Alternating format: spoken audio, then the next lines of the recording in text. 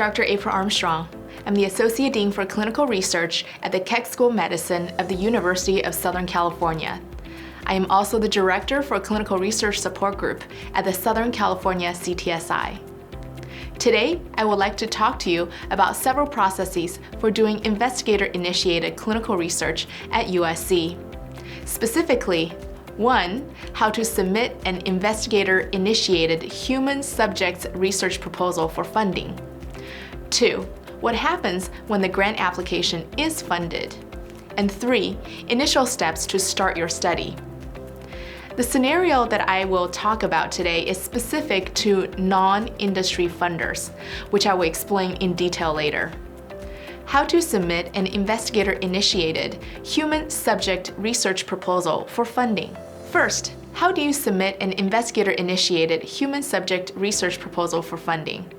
The first thing you need to do is to identify the source of funding. Typically, sources of funding are broadly divided into industry-sponsored versus non-industry sponsored. Industry sponsors include pharmaceutical companies or device companies. Today, we will focus on non-industry sponsors. Non-industry sponsors include federal agencies, foundations, and/or any private nonprofit organizations. While the example we will use today focus on a federal sponsor, the National Institute of Health or NIH, this content is applicable to other non-industry funding sources.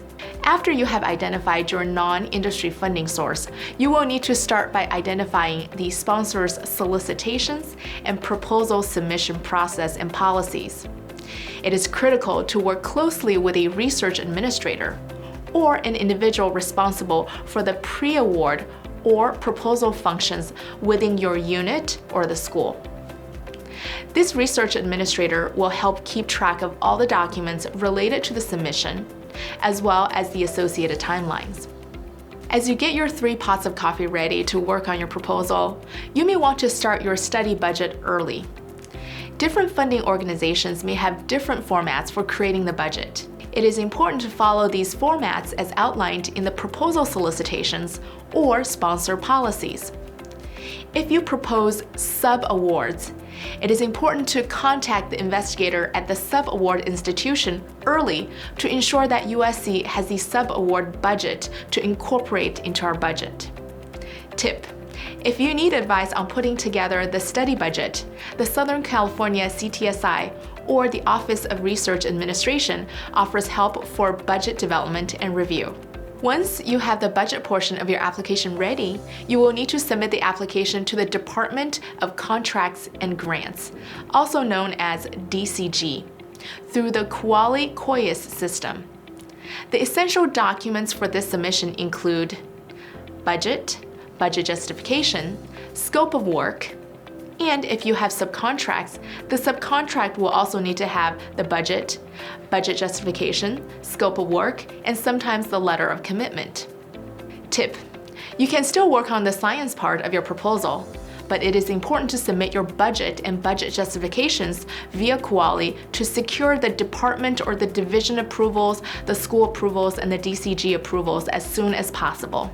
We recommend seeking these approvals at least 7 business days prior to the application deadline. Once the Department of Contracts and Grants reviews and approves the proposal, the project is ready for submission. The Department of Contracts and Grants will work with you and your department research administrator to submit the proposal via the sponsor's proposal submission system. You got funded. Now what? Let's say you finally got the notification that your grant was funded. Now what happens? There are critical steps to take to ensure that the study is activated in a timely manner. First, the study needs to be approved by the IRB.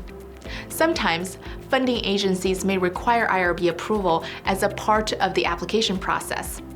Please check with the sponsor policies and guidelines. The IRB application is submitted through the iStar portal. Tip: some ancillary services may need separate regulatory approvals. For example, if your study involves X-rays or PET scans, you will need to submit a separate application for approval from the Radiation Safety Committee. In parallel, the award or contract will need to be reviewed by the Department of Contracts and Grants. Remember, these were the friendly folks who helped you with the initial submission of the application. They will also handle the review, negotiation, and execution of the agreement between USC and the funding agency. At the same time, the Clinical Trials Office, or the CTO, will need to build the study calendar and perform a Medicare coverage analysis, also known as MCA. To initiate these activities, you will need to submit the protocol through the Encore platform.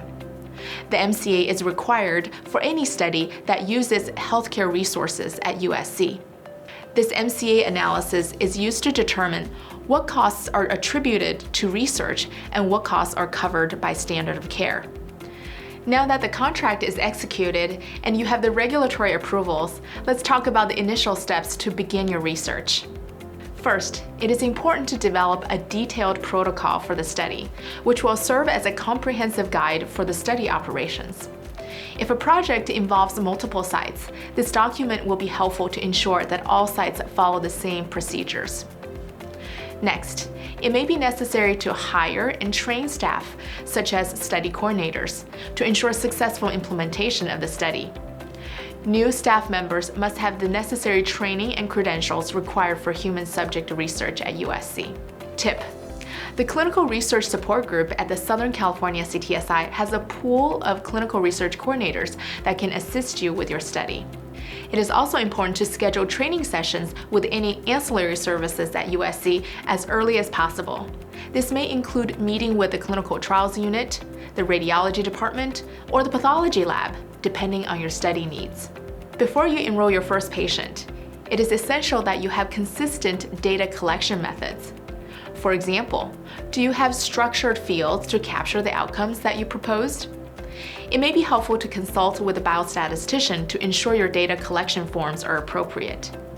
Tip: the Southern California CTSI hosts a free web-based data collection platform called REDCap that offers a secure, HIPAA-compliant way of collecting and storing research data. If your study is a clinical trial, you will need to register the study on clinicaltrials.gov. To obtain an account with clinicaltrials.gov for non-cancer studies, contact the Department of Contracts and Grants. For cancer studies, please contact the Cancer Center. As we know, recruitment is key to successfully carrying out your study. At USC, we offer a clinical studies directory that lists all the active clinical trials at the university. You can create patient-friendly web pages through this clinical studies directory. In addition, the Southern California CTSI has recruitment specialists who can help you create strategies for recruitment. Congratulations! You've made it through this video and you are a step closer to being a super researcher. I hope this talk was helpful. On behalf of the Southern California Clinical and Translational Science Institute and the Dean's Office at the Keck School of Medicine, thank you for your time.